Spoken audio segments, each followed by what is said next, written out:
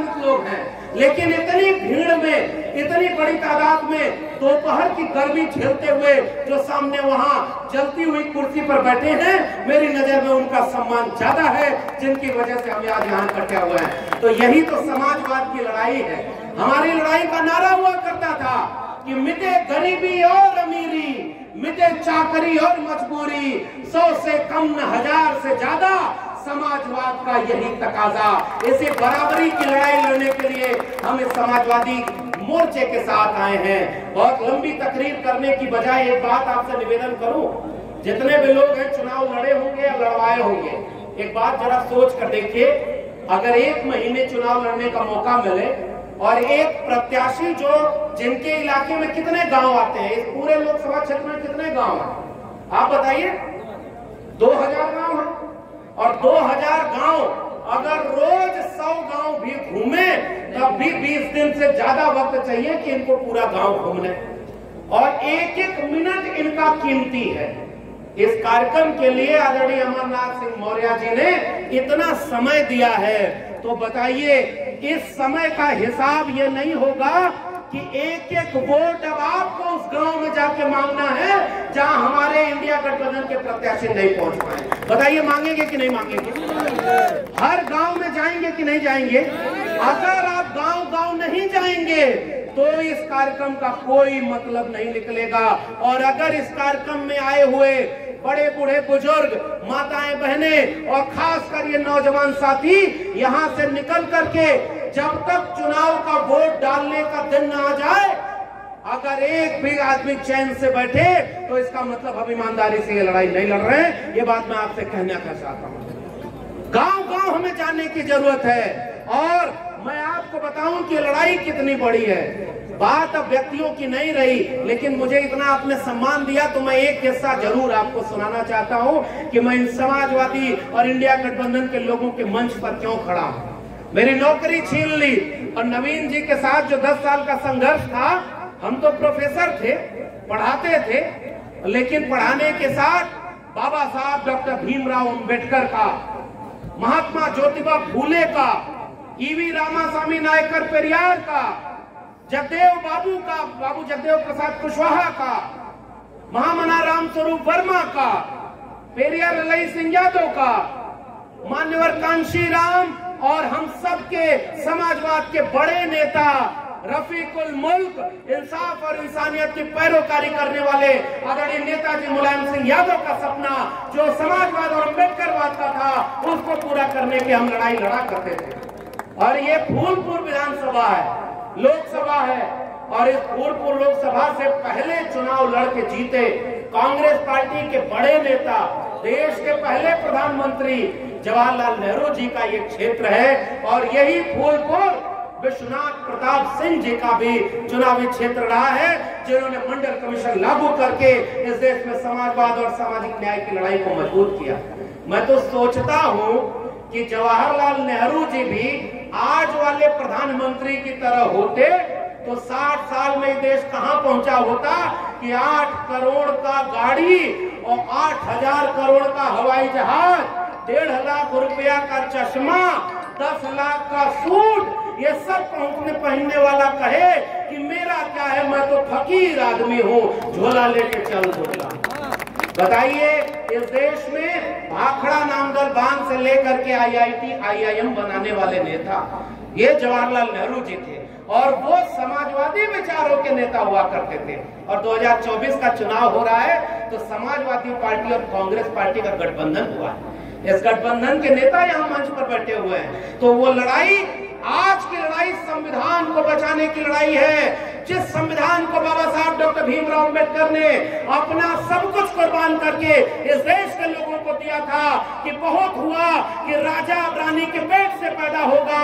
भारत का संविधान लागू होने के बाद अब कोई राजा रानी के पेट से नहीं, जनता के वोट से पैदा होता है। आज उस संविधान को बचाने के लिए हम यहाँ इकट्ठा हुआ, और इसलिए हम आपसे निवेदन करने आए हैं कि जब मेरी नौकरी गई तो हमने भी ये सोचा कि सवाल एक नौकरी का नहीं है, और हमने उन लोगों ने सोचा कि नौकरी से निकाल दिया तो चुप हो जाएगा, तो हमने भी तय किया कि जुल्म के साए में लब खोलेगा कौन, और हम भी चुप रहे तो फिर बोलेगा कौन। इसलिए जो हमारे पुरखों ने लड़ाई लड़ी, बाबा साहब डॉक्टर भीमराव अंबेडकर के 4 बच्चे कुर्बान हो गए।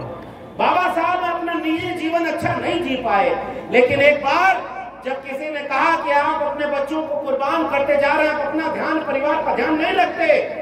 बाबा साहब एक बार रात के आधी रात को पढ़ाई कर रहे थे, एक विदेशी पत्रकार आया और उसने कहा कि आप इतनी रात को सोए नहीं। तो बाबा साहब अंबेडकर ने कहा कि मैं इसलिए जाग रहा हूं क्योंकि मेरा समाज सो रहा है।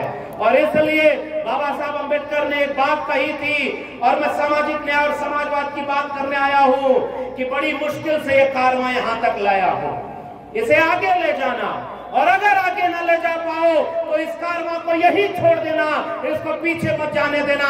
बताओ ये भाजपा और आरएसएस के लोग ये बाबा साहब अंबेडकर का कारवां पीछे ले जा रहे हैं कि नहीं ले जा रहे? बताइए आप जोर से, ये कारवां पीछे जा रहा है कि नहीं? क्या संविधान पर खतरा मंडरा रहा है कि नहीं? क्या बाबा साहब के सपनों के भारत पर खतरा मंडरा रहा है कि नहीं?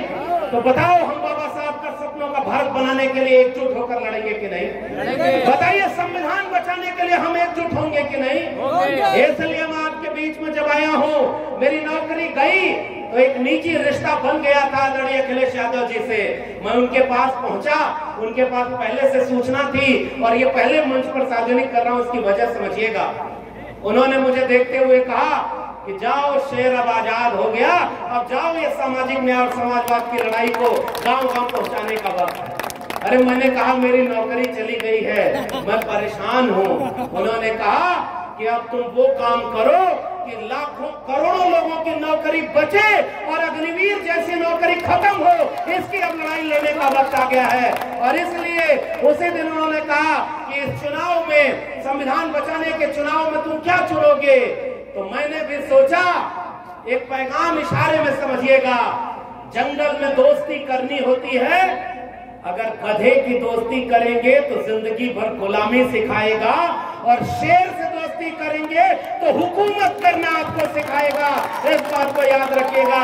इसलिए कमजोर लोगों के साथ और सोहबत करने की क्या जरूरत? हमने इंडिया गठबंधन का साथ देना चुना, और जिस इंडिया गठबंधन ने वादा किया है कि अगर हमारी सरकार बनेगी तो किसानों का कर्जा माफ होगा, अगर इंडिया गठबंधन की सरकार बनेगी तो किसानों को एमएसपी की गारंटी मिलेगी, अगर इंडिया गठबंधन की सरकार बनेगी तो अग्निवीर जैसी ये 4 साल की नौकरी खत्म की जाएगी।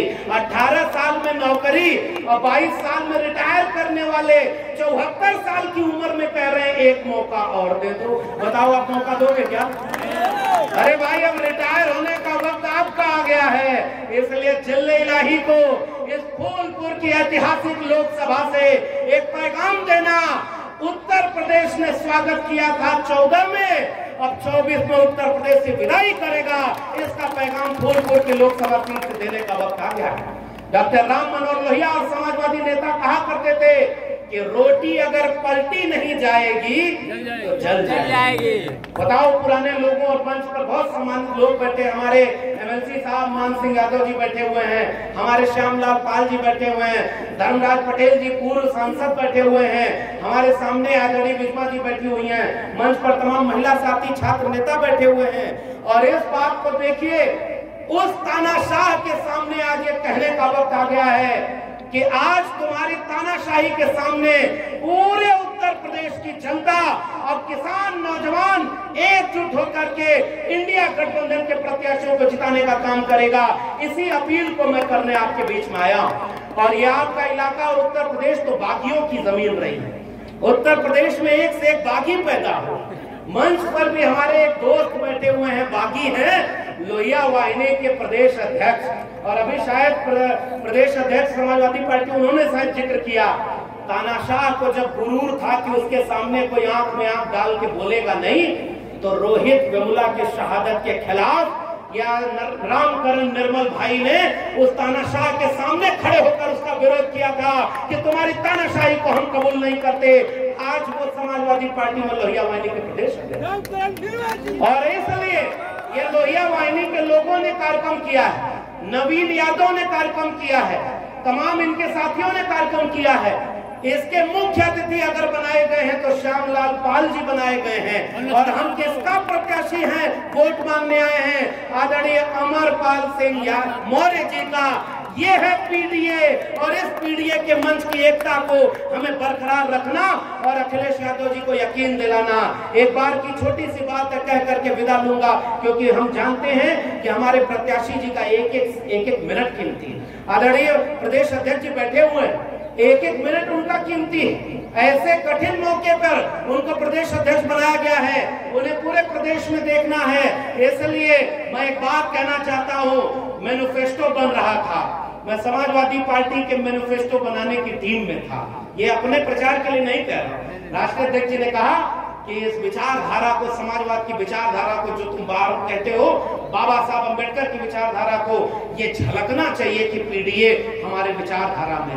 आप अगर समाजवादी पार्टी का मैनिफेस्टो खोजेंगे तो उसमें है ही ये लिखा हुआ कि इस बार पीडीए सरकार, और पीडीए की सरकार बनाने के लिए उन्होंने कहा कि पिछड़ा, दलित और अल्पसंख्यक और गरीब, कमजोर, किसान, नौजवान, इन सब के दुख दर्द का इलाज करना इस बार इंडिया गठबंधन के लोगों ने ठाना है। बताओ फूलपुर के लोगों कि आप अपनी बीमारी का इलाज कराना चाहते हैं कि नहीं चाहते हैं? इसलिए बहुत लंबी चौड़ी बात करने की बजाय आपसे हम ये अपील करेंगे, पहला ही नंबर है आदरणीय अमरनाथ सिंह मौर्य जी का। आदरणीय अमरनाथ सिंह मौर्य जी का कौन सा बैलेट नंबर है? तो बताओ फूलपुर लोकसभा से पूरे उत्तर प्रदेश में पहली जीत होगी कि नहीं होगी? एक एक वोट साइकिल पर पड़ेगा कि नहीं? आम आदमी पार्टी बन गया। तो आदरणीय अखिलेश जी ने कहा कि एक बात सोच कर देखो कि बीजेपी का लड़ाई का मुद्दा क्या है। मटन, मछली, मंगलसूत्र, मुसलमान।